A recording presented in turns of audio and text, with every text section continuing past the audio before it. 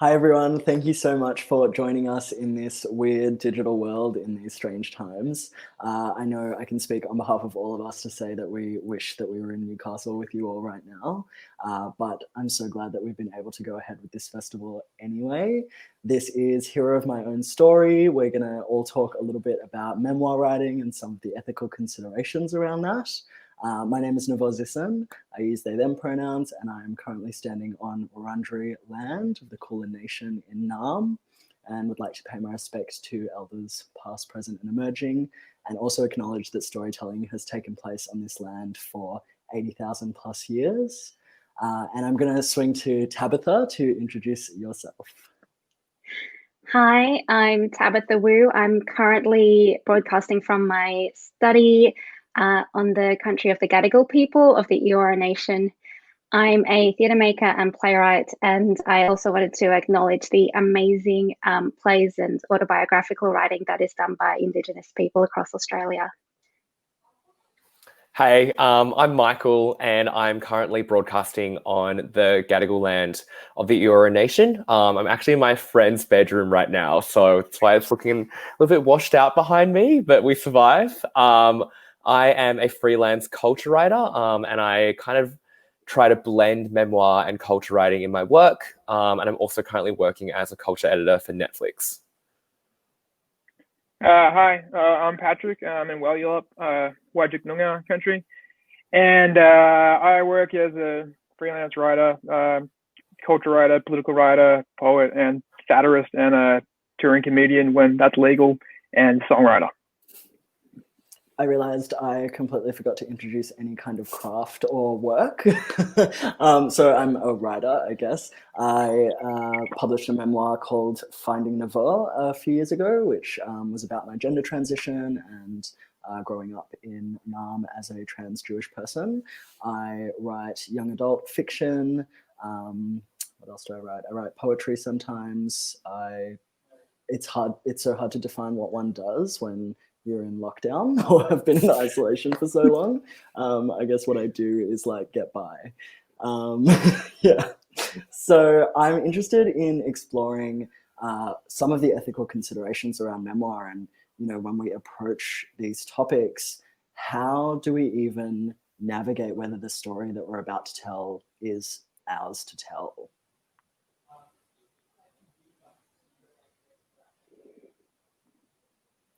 I might start. Yeah, please. Just because I hate silence. I think your story is absolutely yours to tell, as long as you make it clear that it's your story. Yeah, I think that everyone has a story. Like I wrote a play called A Westerner's Guide to the Opium Wars. That was my autobiographical work, and afterwards I had so many people come up to me to say that their story or their life was so boring and they didn't have a story in them, they didn't have a play. But I know that's absolutely not true, and I think that whatever your story is, like it's yours, and we are going to talk about how other people come into that, but as long as you make it clear that it's your story and it's coming from your point of view, then go for it. Yeah, I feel like I'm kind of the same. I'm kind of in agreement with that. I do think there are some implications that we have to consider when we bring in other people into our stories. I think especially when I'm writing, because some of my writing is around like being a child of the diaspora, and like it's about my parents. I think I do have to sometimes think about whether or not it's responsible for me to be telling elements of my parents' story. I think luckily I've been very fortunate that my parents have been very open with me about their lives, and it's like when I write, I try to always inform them about like what I'm writing about, or if there are certain elements of my childhood that I'm writing about, or like their parenting. I think they're generally pretty open to me using that. But I do think that if that is an option to us, we should consider doing that to the people that we care about in our lives if we are going to be writing about them. I think one thing that I always like think about when I'm thinking about like the ethics of memoir writing. This is such a funny example. It's like the Natalie Beach, Carolyn Calloway essay in The Cut, and about how like obviously Natalie Beach wrote this expose about Carolyn Calloway, and then Carolyn Calloway came out and was like, "This is so unethical.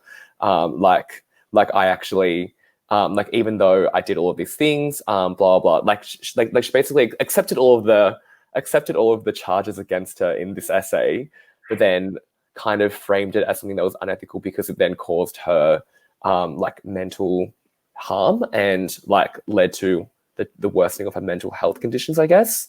So even though that's like quite like a blown out example, I think that is something that on a more personal level, we should think about what the impacts on others our writing will actually have.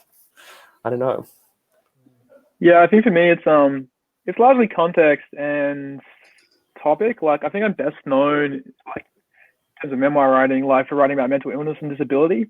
And that's kind of a tricky one because to me, like I used to write a regular column of advice about my experiences with mental illness.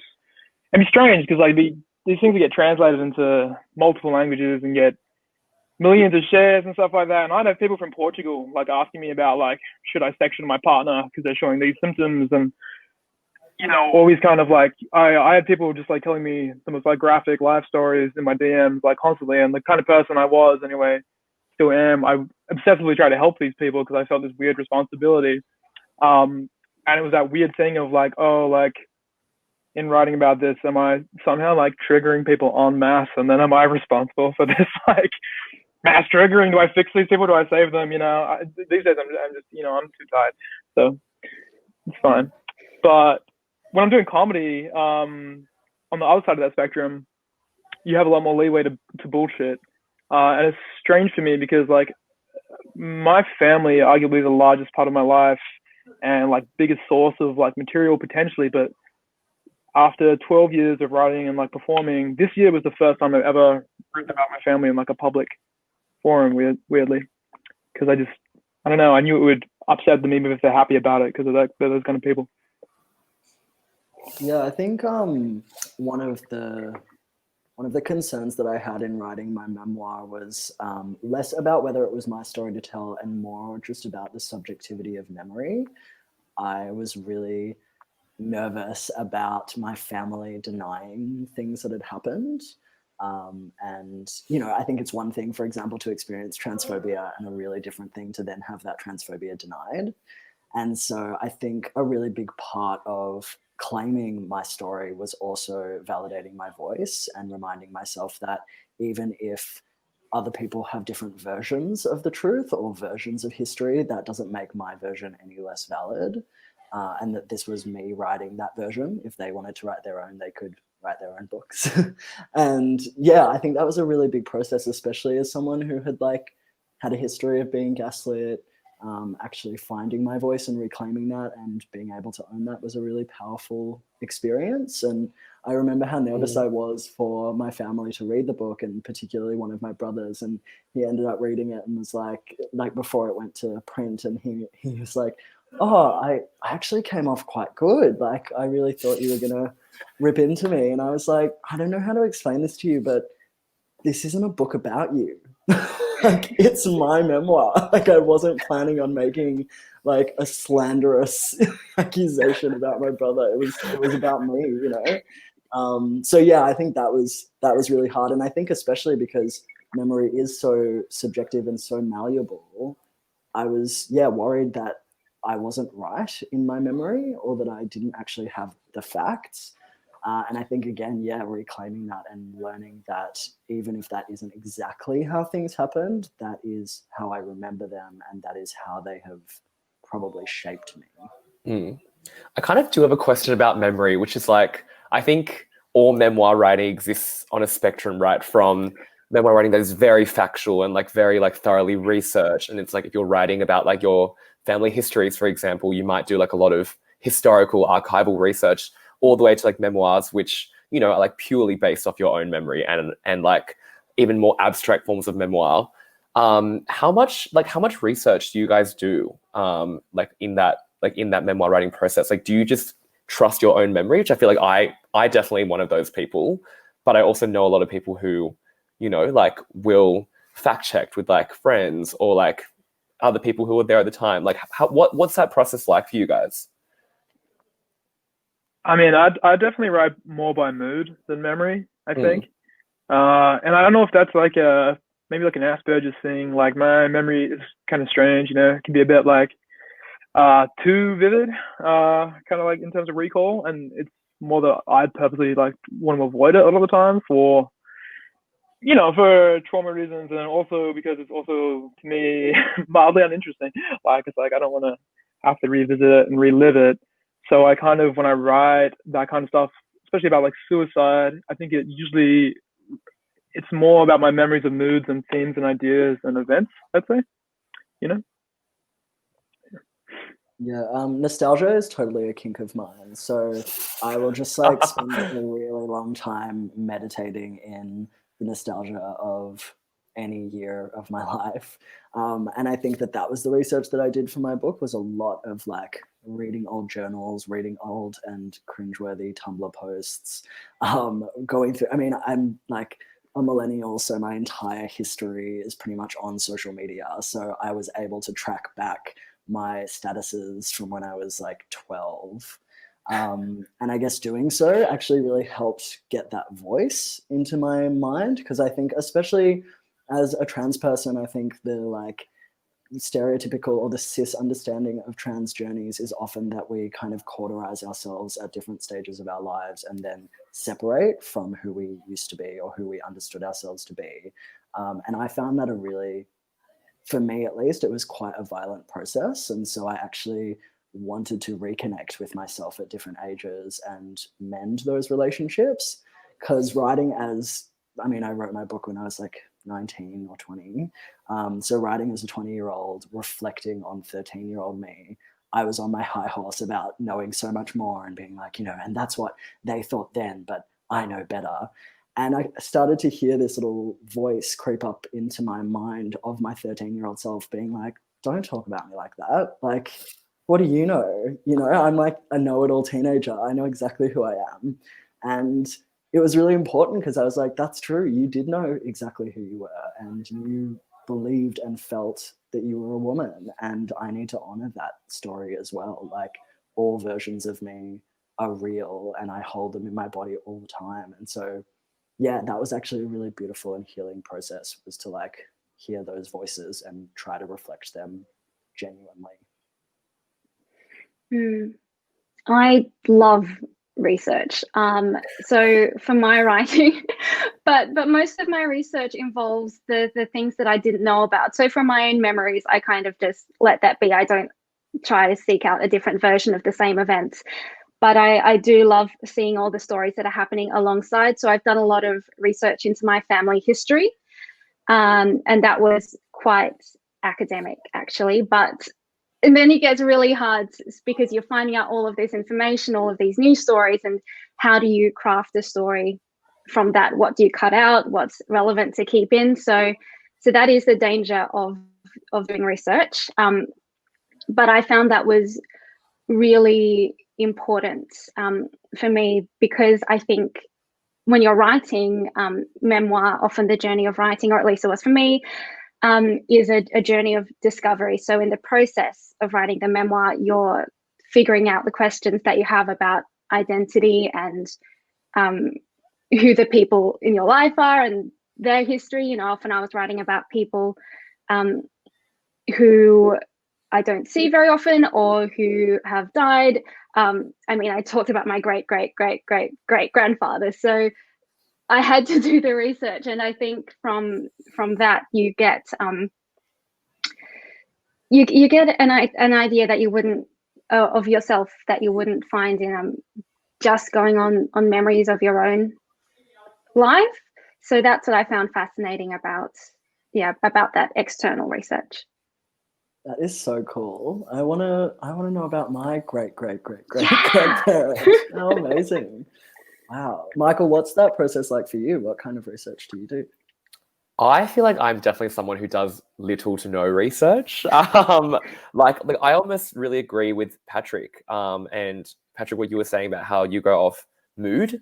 I think when I remember events, like I don't feel like I actually do have a very good memory. Like I think I'm constantly doubting myself, and I'm like, oh, I think I'm misremembering that or misremembering this or that. So I'm definitely going off mood when I'm writing about the past. But actually, lately I've been keeping just for the past 6 months, I've been keeping a diary, which I never did in the past, or I did, but like couldn't commit to it because I have serious commitment issues. But honestly, like lately, I've been keeping a diary because I want to be able to go back and not even if not for memoir writing in the future, which I think is like quite a bleak thing to say. Like I'm keeping a diary purely so I can write a memoir. It's not like that. It's more like I would like to revisit how I was feeling and what I was doing, and like almost be able to have that there as a memory guide in the future. Also because one of my favorite memoir writers, like Shu-Ling Chua, when she is writing her memoir pieces, a lot of it is around like based on diary entries, or it takes from those bits and pieces to kind of almost set up this like parallel between what she was feeling at the time and then her reflecting on those diary entries as a way of like reflecting on the past, reflecting on memory and nostalgia. And I just think it's like a really interesting form that, yeah, I'm keen to experiment with. And also just, as I said, just as like an internal thing for myself. Yeah, cool. I really like that, like the really different ways that we all approach that and research. And I just think that's really interesting that you can exist in a similar genre and have completely different approaches to the ways that you present those kind of experiences. I want to talk a little bit about family and about some of the considerations when we involve family in memoir or autofiction. And what are some of those considerations? How closely do we need to think about our parents when we are including them in our work?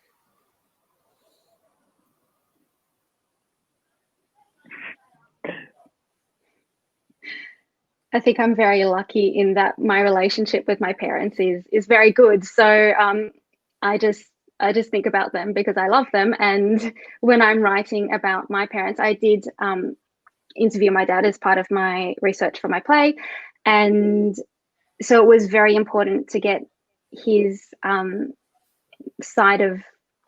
I mean, he went through the same experience I did of being part of the Chinese Singaporean diaspora, so it was really good. It was very helpful to get his input, but we also had to talk about getting permission to put photos on the poster. But aside from that, it was really just writing about people that I love and thinking about how I want them to feel about me when they come see the show. Yeah, cool. And Patrick, you said that you only sort of just started talking about your family in your work. What was that process like? It was fun. I mean, the reason I avoid writing about my family is because they are so weird, and I've never met a family like us. And the piece that ended up in The Guardian was like cut in half from how weird it actually is. There's 150 of us on my mum's side, and we're all very close. And my mum is like, I'm the only child. My mum's like the matriarch, and now I'm like the Prince Joffrey of the family, and it's just like not a bad way, but like it's just it's more just like we all grew up really close. We all live near each other. We all hang out all the time. There's generations of us. There's like these weird like mythopias within the family of like bullshitty old timey stories that get passed down, and then like strange traditions that we reenact, like rabbit hunting, where we used to drive around in my mom's van and spot rabbits at the old quarantine camp where we grew up, holidaying for 2 weeks every summer, and then the rabbits all died of myxomatosis, so the older people started dressing up like zombies and murderers and hiding in the bush to scare the children. And now we've been doing that for 25 years, and the children say want to go rabbit hunting, and they mean, do you mind dressing up like a monster and scaring us like a ghoul, which every new partner loves learning. There's a lot. There's a lot I of am stuff so like glad that. you've decided to write about your family. They sound incredible. I can't believe it took so long.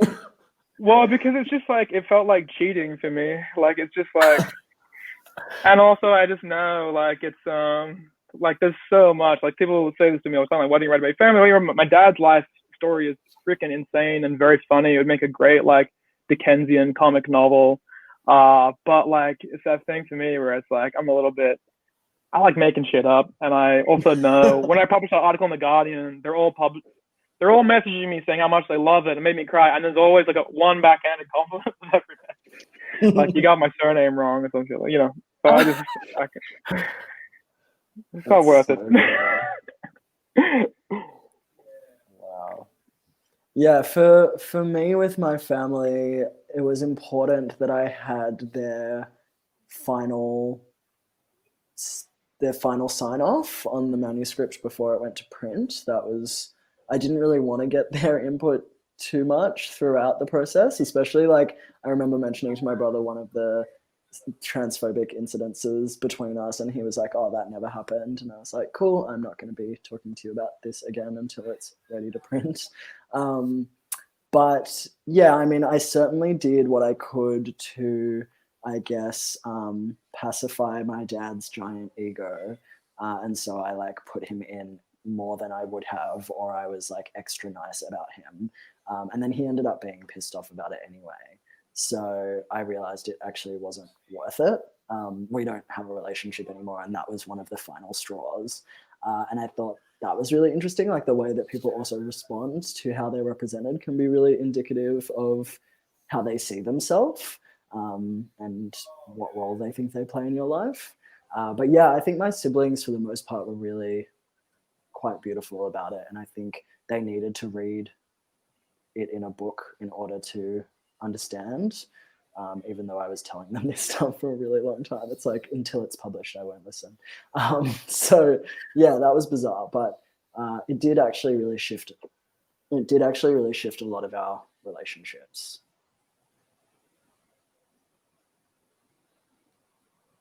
Did you have anything you wanted to say on it, Michael? I know that you said you feel quite good about your relationship with your family and writing on them.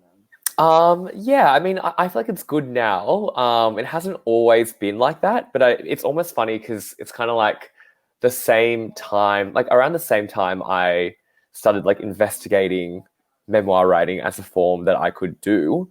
It was like around the same time that I had just started going to therapy, and then my psych was like literally like first 3 weeks, she was like, you just need to interview your parents. And I was like, there is no way in hell I'm doing that. And she's like, no, you just need to do it because otherwise I actually can't see you anymore. And I was like, oh, I love you. So I'm just going to do it. And then I did it. And then it was actually, I think that was almost like a turning point in like me and my parents' relationship.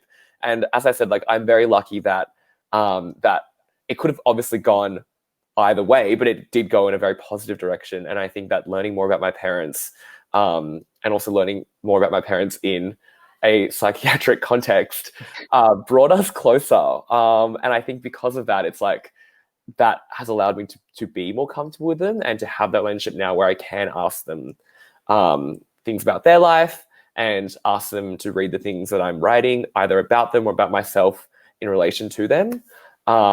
So I guess, yeah, thank you. Shout out to my psych. Wow, there's something in there. Like, there's a piece in there, like an ultimatum from my psych. I can't believe they were like, "I'm not going to see you if you don't do this." Look, not in like strong words, but it was very much like if you want to get better, like there is no other choice for you.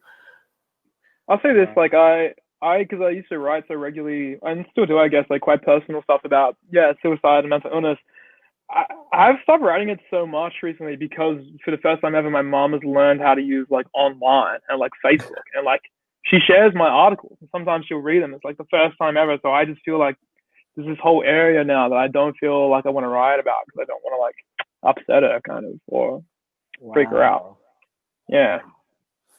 I'm also thinking about what it means to sort of,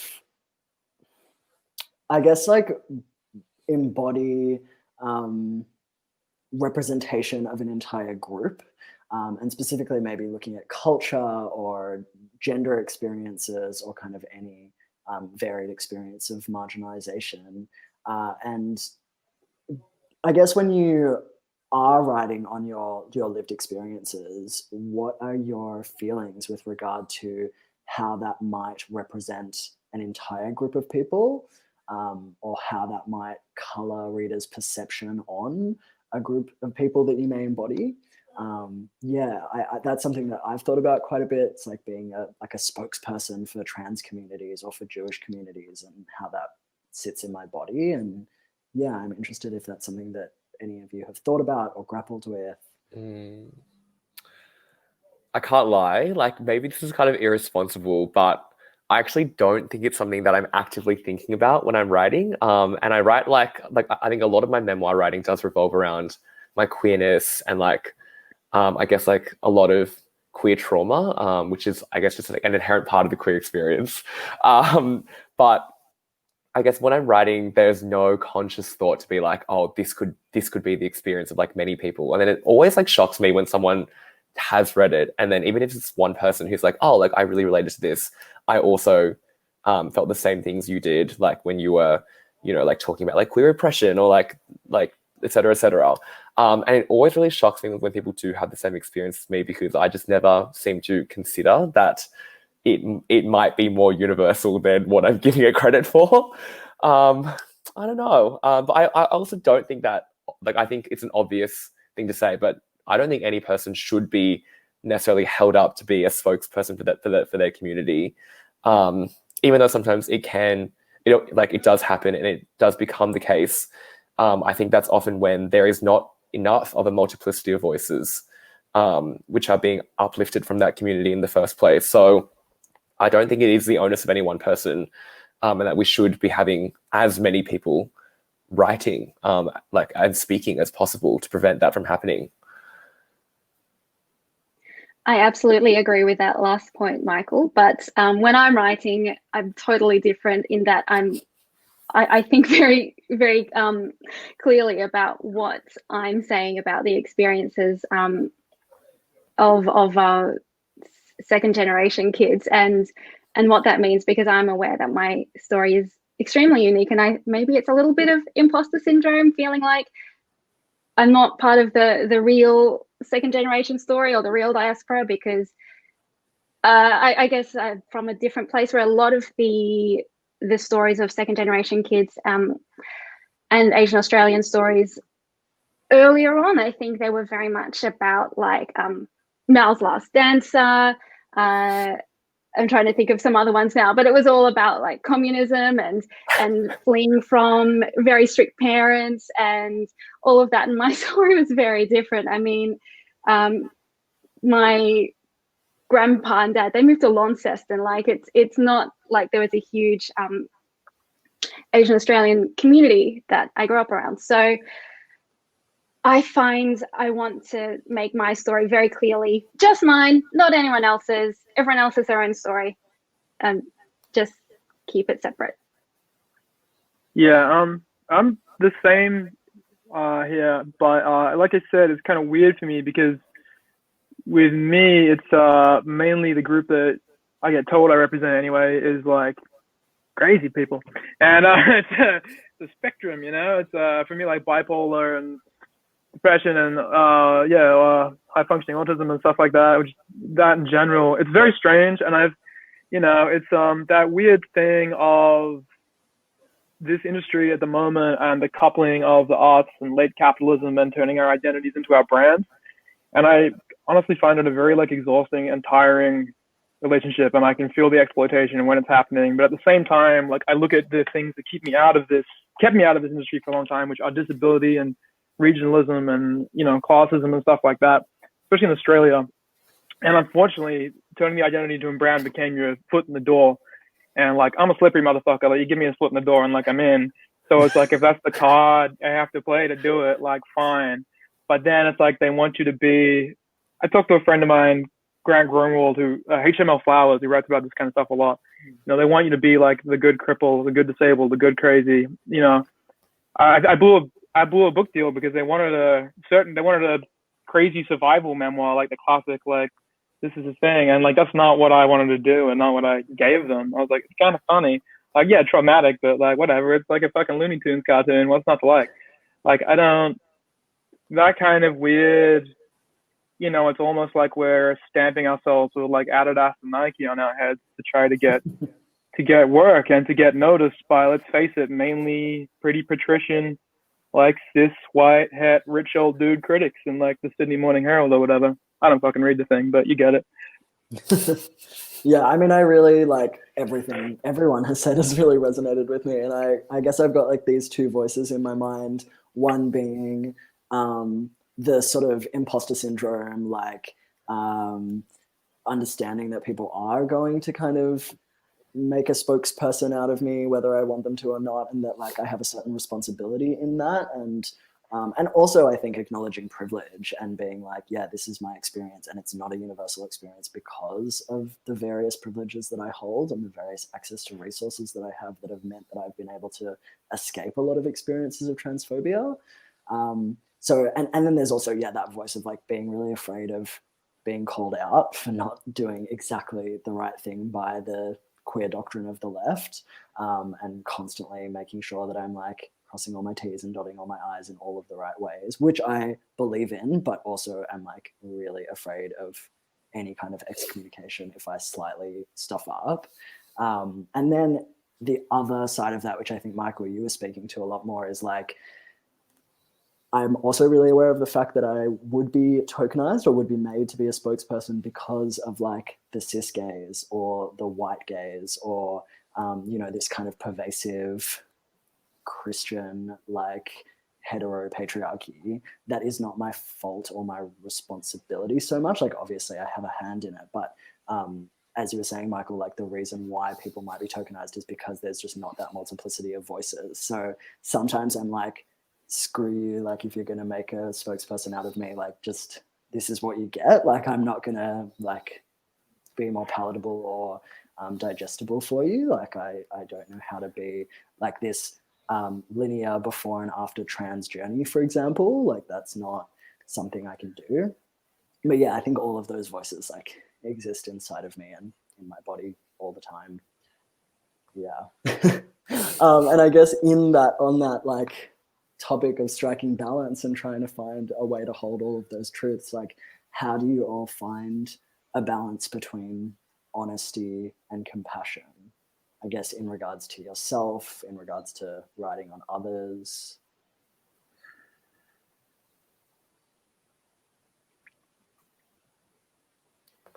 I just say honesty always, honesty first. I don't really think about compassion when I'm writing. I love that. Brutal. I think it comes out because I'm an artist and I'm a sensitive person, so I think it comes out, but I don't really think about it.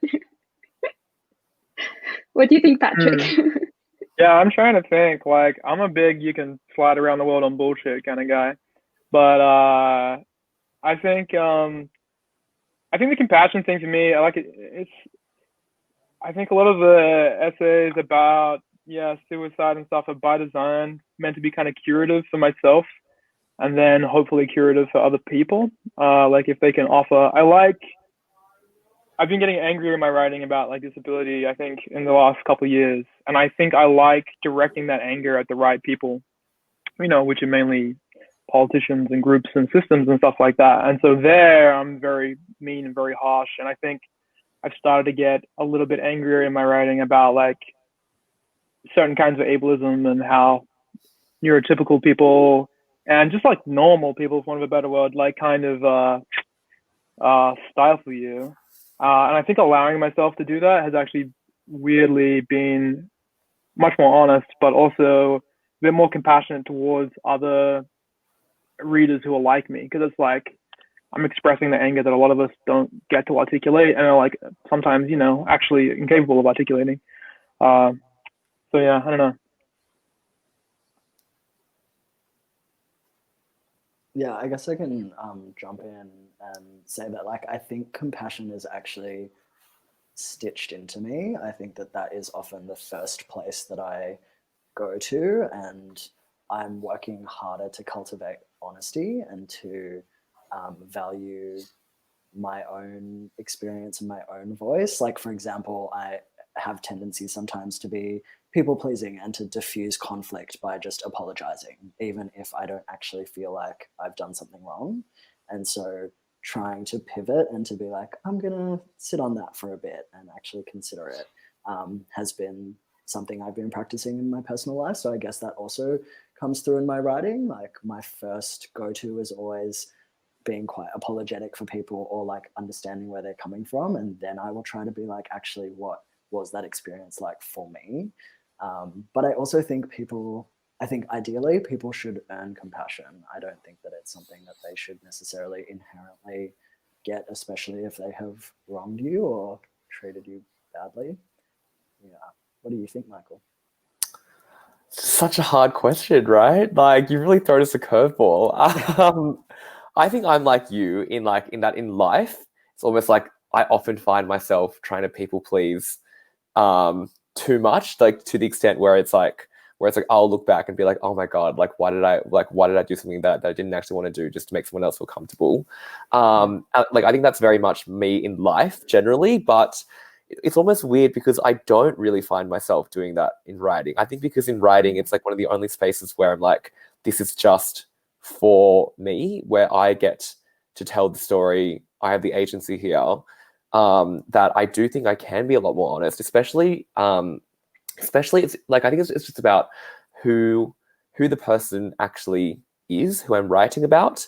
If I'm like writing about like an old lover or like an ex, then like I like typically won't even think because I'll always use like either like pseudonyms or like I'll use like the first initial of people's names.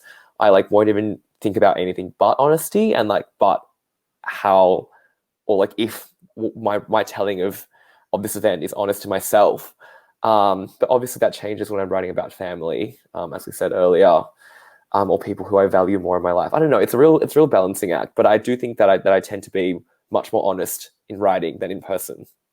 That's so interesting. I really like how you said that it's, you know, it's the one place where you're writing for yourself and it's like you're coming into your own agency. And yeah, I find that's really interesting. I mean, speaking to that as well, like, and this is something, Patrick, you touched on really beautifully when you spoke about how sometimes you don't want to remember the past because it wasn't necessarily a really good time.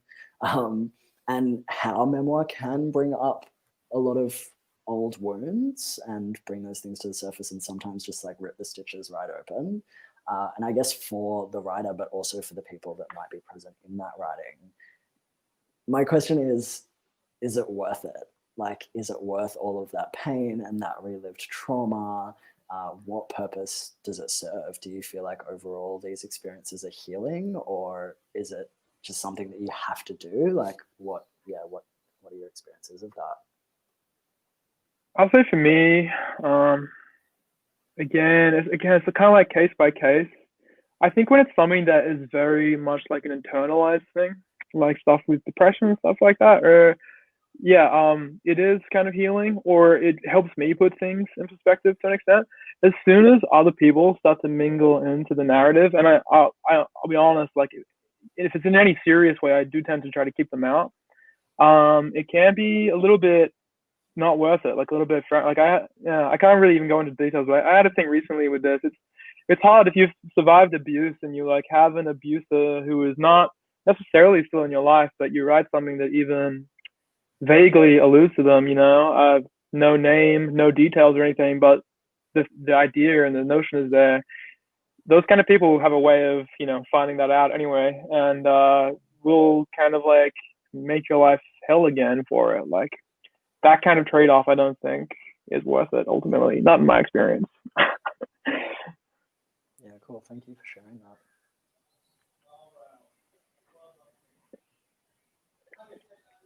Yeah, I think I really agree with you that it's a really case-by-case situation. I think with my book, because it was partly educational, it felt like sometimes I was stretching out my hardest moments for others to learn something, and that was really painful. I was like, can you just believe that trans people deserve basic human rights and respect without this trauma porn? But at the same time, like I think as I spoke to before, like that reconnecting with myself, with my, for lack of better words, like my inner child and myself at different stages of my life, I think was deeply healing. I mean, I drank a lot of wine as I wrote my memoir, and it wasn't an easy thing to get through. But I actually think the writing was quite healing, and I felt like I was able to close the book quite literally on that stage of my life. I think what came after, which has been me educating in schools and workplaces about trans identity and retelling that story over and over and over again, that has probably been quite harmful in some ways. Like I think it's really important, and I think people get a lot from storytelling, but I've really had to cultivate a sort of performative vulnerability, which is what I do now in some way, that I'm just like scratching on scar tissue rather than opening up wounds. And what that looks like is telling sort of rehearsed anecdotes and not coming up with them in a way that I'm then delving into the emotions of them. I'm sort of like, this is a sort of scripted version of my history because that's the one that I have chosen to present. And it feels a little bit weird and sometimes a little bit inauthentic, even though I do feel like I am really authentically telling my story, but it's just like a very small portion of the story. And then I guess like now moving away from memoir and being like, I'm really done with that, and writing fiction and writing poetry, I think, especially because poetry, I think, Michael, in that way that you spoke, is like completely for you. I feel like my book was not completely for me, and I've just written a book about pronouns and about sort of the history of language and gender around the world. And that's also not really for me. Like, it's for me in the sense of like, it's for the 16-year-old trans kid who really needs it. But I think poetry is one of those things that I write just for me. I don't really care if anyone gets it. I don't really care if it's cliche and badly written. I'm like, this was for me to feel the textures and the like flavor of my experiences. And I find that quite healing. What's that like for you, Tabitha, especially delving so deeply into your history? Like, it's not just into your own sort of lived experience, it's also generations of lived experience. And I imagine like that must be a momentous experience to hold within you. It's a lot to hold, but it's not it's not the same as writing about trauma, which I think is the first thing I was thinking of when I heard this question. Yeah, I think I don't have any thoughts on that at the moment, but I'm thinking more as a reader when people engage with pasts that are obviously traumatic, and I am always grateful as a reader for people, for artists who have had the bravery and the opportunity to go there. So I think as a whole, it's worth it that people are able to tell these stories, speaking generally, but I don't think I can talk about any individual artist who's going to delve into a difficult past. For me, when I'm writing, I'm usually dealing with fresh pain. So I wrote my and then I love that you say that, is, like, I don't deal with old trauma, I deal with new trauma. It's bad poetry or something like that will never see the light of day because it's filled with all the same cliches as all other bad breakup poetry. But I want to see it. I want you to publish a book of bad breakup poetry. I reckon I would love it. No, it doesn't even exist on a computer. It's all handwritten. So I think that for me, the beauty of memoir writing has been, and I don't think this is necessarily a great thing, but has been using writing as a form of therapy, and the process of writing, not like the process of story making, not just the writing, but also the interviewing, the research, the reflection, like all of that. That's beautiful for dealing with things that you're still going through. It's not always the best thing to dig up past buried scars. That's so true what you were saying about like writing as therapy, even though it does sound cliched and it is like a little bit cheesy, it's still so true. Like, maybe I'm just not jaded enough, but like still every piece that I write, I still feel like I've had some sort of catharsis by the end. And if that doesn't happen, I'll like I will feel like I've failed, genuinely. Especially because I actually really like, maybe masochistically, but I really like writing about my past trauma. And it almost feels like I can't write unless I'm in like a sufficiently sad mood already. It's like I have to feel sad in order to write well. And like if I'm too happy, often my writing will just be bad because I don't feel like self-reflective enough. Even if writing that's not about trauma, it's like I just won't be self-aware enough if I'm like in like a happy mood. That Yeah. is truly masochistic. I know, and yet here I am. I'm still writing. So I'm just imagining you like sitting down to write and you're like, not too happy, and you like go and do something and come back like, not still too happy, like go watch a really sad movie, and then you're like, I'm ready. you joke about it, but that's like genuinely my. It's like if I my if I sit God. down and I'm too happy, I will procrastinate for hours and hours and hours and like not be able to write a single word. It's like I have to like be at like the lowest point of my self-esteem, of my self-worth in order to write a Wow. sentence. It's very That is very so contradictory. Oh my goodness. I want a zine of like all the things you do to make yourself sad so you can write like a little comic. It's like listening to Phoebe Bridgers on repeat right now, like honestly. Oh my goodness. When do you think memoir is at its best? Tabitha, you spoke about when people are authentic and do speak to their trauma in open ways. What are some other times? All the time. I think you should write.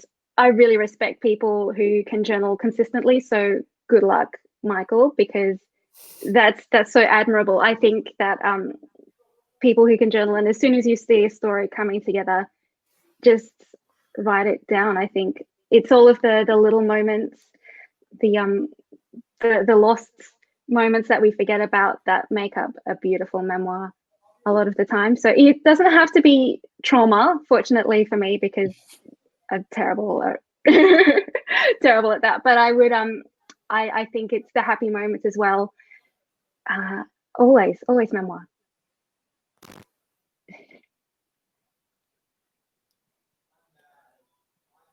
I think for me, like maybe this is coming from like a biased perspective because it's kind of the style in which I would write. I feel like the memoir that I really tend to enjoy is memoir that goes beyond yourself. It's like taking your own story, but then you're writing about it in relation to other cultural works and like linking it to bigger, grander ideas. And but like especially, I think for me, I always love reading like cultural criticism and memoir blends, which a lot of people actually don't like, understandably. Like I think a lot of people who are cultural critics would rather just stay like purist, and I totally understand that view. But for me, it's like it's always more interesting when someone is dissecting a work, but then talking about it in the frame of their own life, like how it changed or didn't change their life even.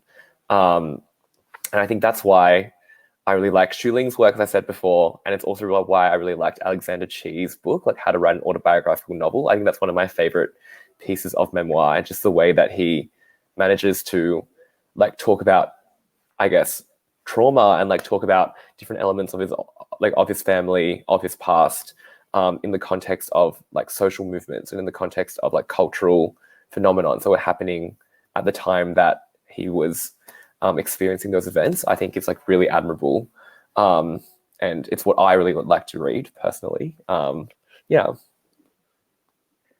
Yeah, I also like a couple with other stuff, and I'll be honest, I feel like I don't read much memoir in like a literary sense. I'm a mainly fiction and obscure, very autistic nonfiction books, but I don't. It doesn't do much for me as a medium usually, because I'm not usually that interested. But I like it in film a lot. Like I like it in kind of freeform documentary. I like it coupled with exaggeration and form, like Agnes Varda is probably my favorite memoir artist. And also I love it in comic books. Like I think of HTML Flowers and Laura Innes' stuff is really, really beautiful. I used to love Akram when I was younger. I'm not Akram, the other guy, gone. Harvey Pika. And but really I think I like it when it's got a lot of bullshit in it. I love it when there's like very obvious lies, and it really cracks me up. It's probably my favorite thing. Maybe my favorite memoir I've ever written by design was Norm Macdonald wrote like a satire of comedian biographies a few years ago that was just a pitch perfect beat by beat what a comedian's memoir is, where every single part of it is a lie. Like there's not one truth in the entire book. And it's so funny, and it's such a good satire of the form. Like I recommend it to everybody. That'd be mine. Yeah, I can't speak to when my memoir is at its best, because I also think that the way that my memoir is written is something I would write really differently now. I was super young and had not really done a heap of writing, at least in that form. But yeah, Michael, I really echo what you said about, I guess, fitting your story into a much bigger story. And I think I really like a balance between someone who can poetically and like beautifully talk about their life. And I don't think that always takes a particularly interesting story. I think there are ways of weaving meaning into really any experience in the most mundane, because I think the world is quite extraordinary. You don't always have to have flourishes to make it that way. But at the same time, I really like that balance of people who don't take themselves super seriously either and can really laugh at themselves or fuck with the form in their writing as well. So I guess it just really depends. But I think when memoir is probably not its best is right after you've published your first memoir and then you write a second. I haven't done that, but I did read someone's memoir that like the first one was really brilliant and the second one was kind of like, it just felt like all of the deleted scenes, and then they just like put it in and I was like, there's probably a reason this didn't make it to the first one. Not spicy tea on that one. I guess also speaking about what we were talking about earlier with regard to the healing process of writing and writing as therapy, I wonder too, when we have sort of stretched those wounds a little bit too far, what are some of the ways that we look at healing ourselves and taking care of ourselves in those writing processes? Like Michael, after you've made yourself really sad in order to write, how do you then bring yourself back up after that writing process? Is it in the writing itself, or do you also have like a lot of other tactics for care? Not really. Like I feel like I would like just the writing process itself, once it's done, like I tend to feel like I've had this like whole purge of emotions and then it's like on the page, it's done, and then I feel a lot better. But then also it's kind of just like the actual act of finishing a piece of writing is such a high, right? It's like I always think about this like one quote that may have been a tweet, not sure, but like it was like the easiest thing to do is not write. And it's like literally as soon as you're done writing, you don't have to write that piece anymore. And it's like, thank God it's over, it's finished. Like I finished this like marathon. And like that feels just so good that it really like brings me out of whatever spiral I was in. And I think like that's almost just like a natural cycle that I always follow with every piece. Like once it's done, I've had the catharsis, it's on the page, and now I can, like it goes to the editor. Yeah, I'm the same. I'm such a farm to table writer as well. Like usually the gap between me pitching something to a magazine and it getting published is about 12 hours. Most of my best pieces I write in 25 minutes and they're up. I'm like, it's a real like in the moment thing. Get it out, get it done, and then I feel so much better. And I feel you get the ego boost for a little bit, and just like a little. And also like for me, like my huge neurosis of like, oh God, I'm not doing anything because I'm not. It's just like, okay, I've done something for this week. Now I can sit down for 3 weeks and stare into space, which is all I really want to do. Vacant stare going. I love that as a quote. Like I only write my experiences so that I can stare into the dark for 3 weeks. Oh, I'm very lucky, I think, being a writer for performance, because the audience is right there after you do the show. And so that's a little debrief because I mean, it's the sharing of stories when people tell me about their similar experiences. Sometimes they're actually, I guess, more traumatic or more lonely than mine. That's the sharing of stories in person, talking it out after the show, which is, God, it makes it all worth it. Can I just say something on that? Like as a Canadian, like the memoir Patrick that's on stage, like nothing I say is true at all. And I've had so many people come up to me afterwards and like, I did a bit about sending my son to school dressed as the head of Abu Bakr Shakal, of Boko Haram, Abu Bakr Shakal for Book Week, because there was some incident in Perth where somebody like, put their child in blackface and sent them to school because it's Western Australia. I was like riffing on that. This woman came up to me afterwards and she was like, I'm a child psychologist. Like, when you bring your son in? And I was like, no, like he didn't dress as a Nigerian terrorist and I don't have a son at all. Like, but so many people will just take you at face value. I think last time I was at this festival, I purposely did a bit that was talking about memoir and punchlines and jokes where about how people let their guard down as soon as you start talking about trauma or memoir and take everything that you're saying as truth. And I went from being a very smart assy bitch to this 5-minute long story of childhood trauma and friends surviving abuse and suicide that then ended on this very corny punchline that made you unsure if any of the thing I was just talking about was true, which I'll still never confess to. But I think, I don't know, it's that funny thing when you're on stage, people just fucking take it at face value. It's kind of frightening. So is that your like self-care tactic, is to lie on stage? Yeah. I learned it from my father. Disconnect yourself as much as possible. Just tricking people makes me feel like I said, my family dressed up like ghouls and monsters to traumatize children. Like it's, it could be a lot worse. Yeah, I think for me, it's like, I definitely resonate with the once you've got a piece finished, you don't have to write it again, and that feels really good. I think also just putting a piece away and then reading it again later and being like, oh, this is actually good. Especially after an editor's been through and I'm like, did I write any of this? I don't remember. But yeah, I think it's like in general in my life, probably a balance between self-care and community care. I think that when I rely too heavily on self-care, I lose out on all of the really important uplifts that I actually really need from my community and from the people that are close to me. And then when I rely too much on community care, I lose myself and my own identity a little bit in that. So I think being able to perform my work is absolutely something that I love and something that I really need. I think getting feedback from people is really important.